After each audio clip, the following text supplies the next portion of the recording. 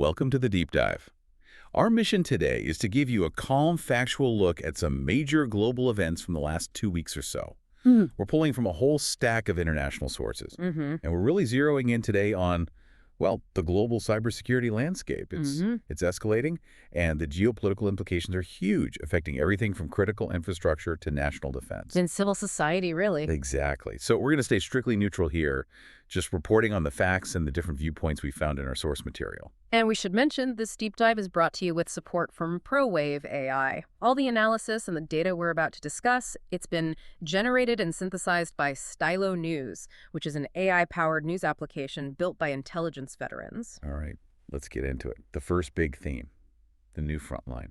Yeah. We're talking about cyber warfare and critical infrastructure. Right. Our sources all point to Ukraine as a real center of gravity for this kind of state-affiliated cyber conflict. Since 2022, we've just seen these persistent Russian cyber tactics. And they're using very specific destructive code. Yes, primarily this wiper malware. It's targeting everything. Yeah. Energy grids, telecoms, even the agricultural sector.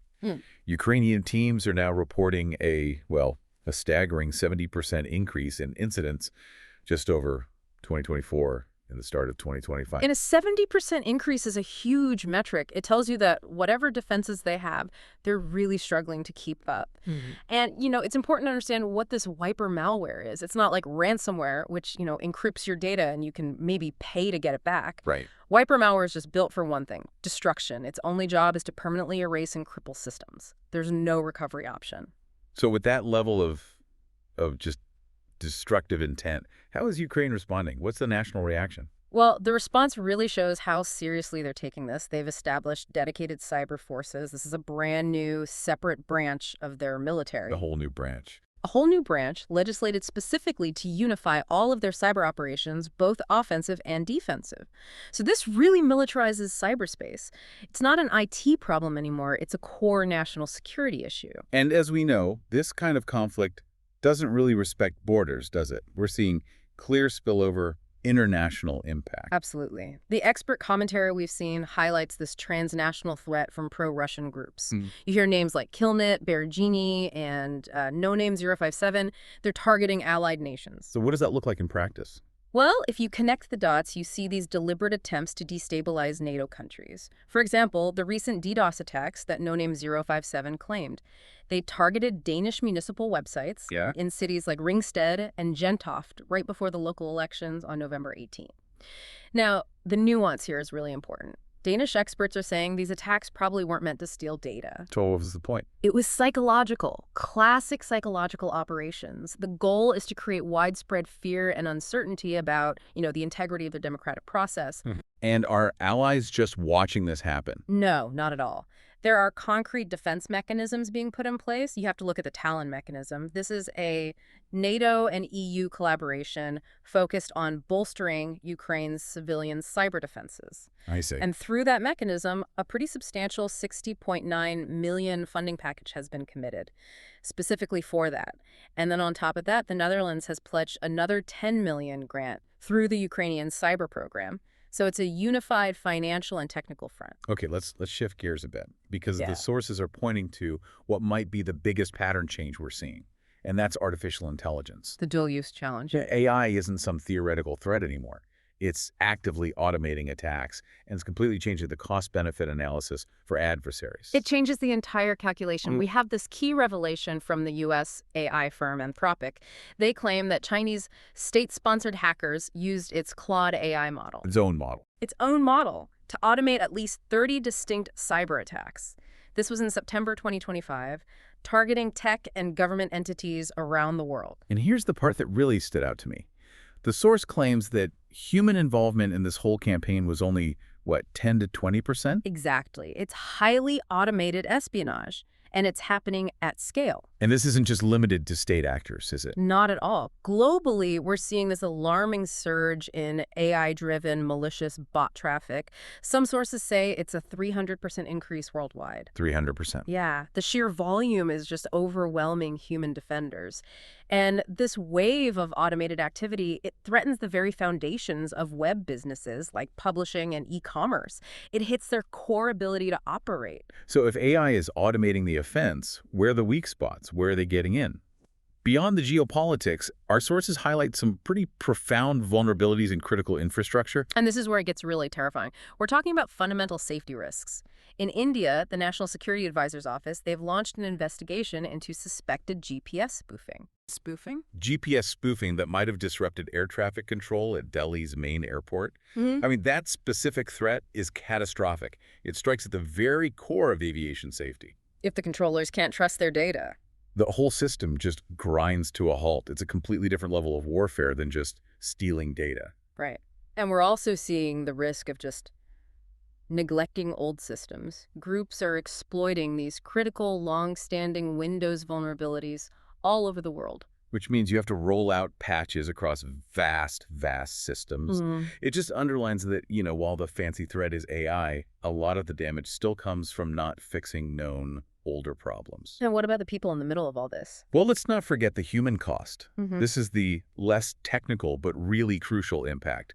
We have reports from Ireland noting that the constant pressure and fear from these attacks are causing significant employee burnout. Burnout. And a toxic workplace culture. It's affecting something like 40% of the companies they surveyed. When you see reports about employee burnout from constant cyber threats, doesn't that fundamentally change how a nation should even approach defense?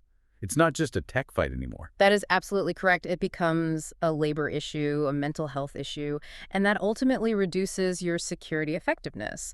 A nation's defense is always weakest at the human point of failure, whether it's an unpatched system or just an exhausted employee making one mistake. So given all that, the rising cost, the strained human element, what does this mean for the decision makers at the national level? They're trying to respond with new policies, new investments. But they're often running into some pretty complex legal and political headwinds. Take Germany.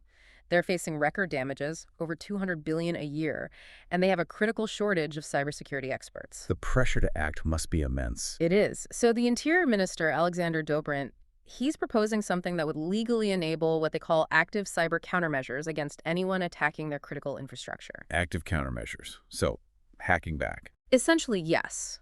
Hacking back or deploying offensive actions against the attackers. But that specific proposal is facing really stiff opposition from Germany's Green and Left parties. Why is that? There are significant constitutional concerns about what's a proportional response, what's legal, especially if the attacks are coming from other countries.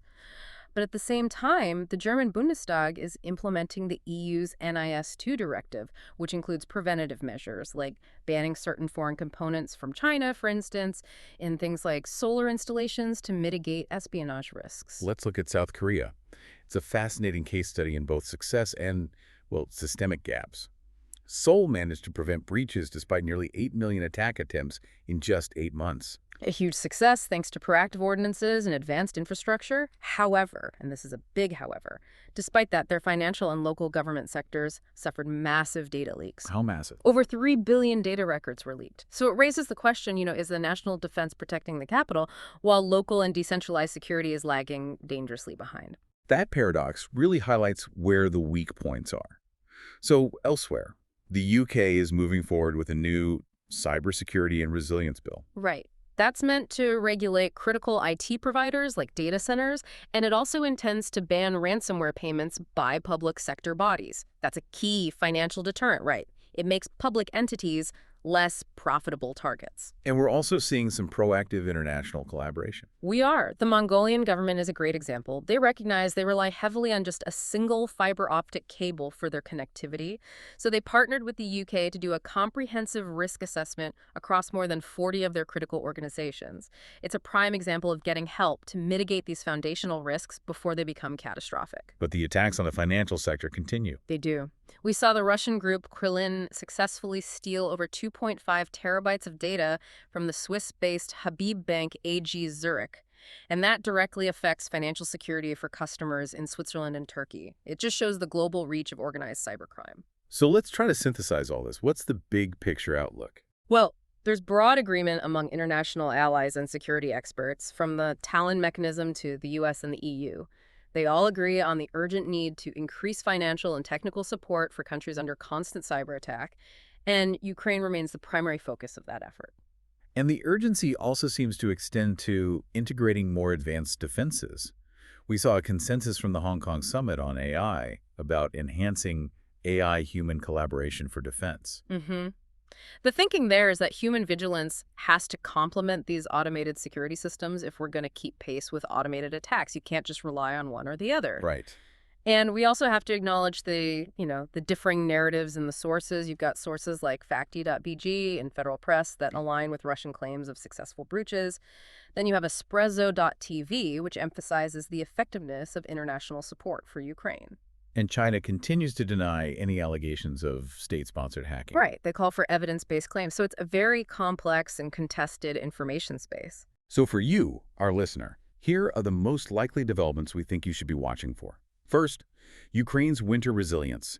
Keep an eye on Kyiv's energy supply management and any humanitarian efforts during the 2025-2026 winter. Second, watch policy implementation, specifically that legislative process in Germany over active cyber defense.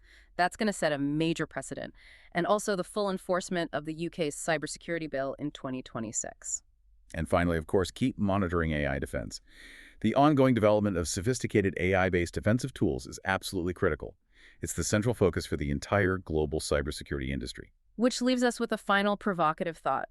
If cyber attacks are now automating warfare and threatening foundational civilian services, like power grids or even global aviation, does this new capability require international bodies to treat these actions under international law as, well, equivalent to kinetic aggression? But isn't the current legal framework just hopelessly behind?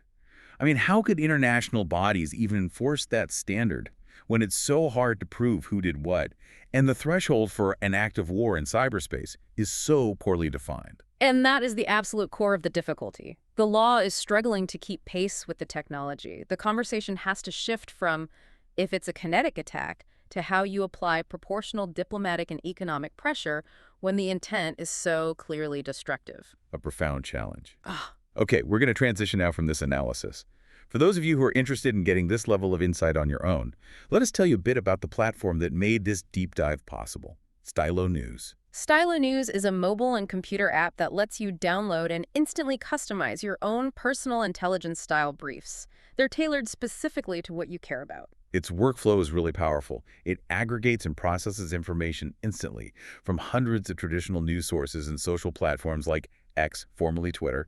And it provides AI-powered, multi-dimensional insight.